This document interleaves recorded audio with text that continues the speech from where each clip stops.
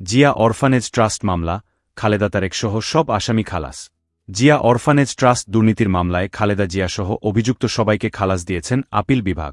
একই সঙ্গে হাইকোর্ট ও বিচারিক আদালতের রায় বাতিল ঘোষণা করা হয়েছে। বুধবার 15 জানুয়ারি সকালে প্রধান বিচারপতি ড সৈয়দ রেফাত আহমেদের নেতৃত্বে আপিল বেঞ্চ এ রায় ঘোষণা করে। হাইকোর্টের সাজার বিরুদ্ধে খালেদা জিয়ার আপিল মঞ্জুর করে সর্বোচ্চ আদালত এ রায় দেন। হাইকোর্ট ও নিম্ন আদালতের রায় বাতিল করে আপিল বিভাগ তার পর্যবেক্ষণ বলেছেন, প্রতিহিংসার বিচার করা হয়েছে। এর আগে মঙ্গলবার 14 জানুয়ারি প্রধান বিচারপতি ড সৈয়দ রেফাত আহমেদের নেতৃত্বাধীন 5 সদস্যের বিচারপতির আপিল বিভাগের বেঞ্চে এ মামলার আপিল শুনানি শেষ। রায় দেয়ার জন্য এদিন ঠিক করেন সর্বোচ্চ আদালত। জিয়া অরফানেজ ট্রাস্ট মামলায় সর্বোচ্চ আদালতে 4 দিন ধরে চলে রুদ্ধশ্বাস শুনানি। বেগম জিয়ার আইনজীবী, রাষ্ট্রপক্ষ, দুদক আইনজীবী যুক্তিতর্ক উপস্থাপন করে। এ মামলায় 10 বছরের সাজা হয় বিএনপি চেয়ারপারসন বেগম খালেদা জিয়া। একই সাজা হয় দলটির ভারপ্রাপ্ত চেয়ারম্যান তারেক রহমানের।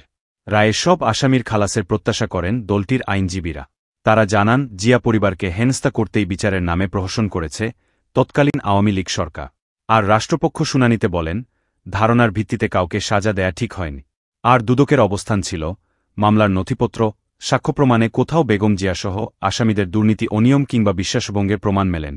মঙ্গলবার খালাস চেয়ে শুনানি করেন এ মামলার আরেক আসামি কাজী সলিমুল হকের আইনজীবী। এর মধ্য দিয়ে শেষ হয় জিয়া অরফানেজ ট্রাস্ট দুর্নীতি মামলার আপিল শুনানি।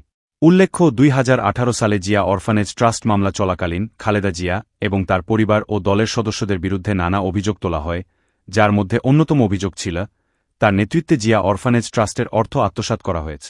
আদালতে এই অভিযোগ প্রমাণিত হলে খালেদা জিয়াকে কারাদণ্ড দেওয়া হয়। এরপর মামলা নিয়ে দেশে এবং আন্তর্জাতিক পর্যায়ে নানা রাজনৈতিক ও আইনি আলোচনা শুরু হয়।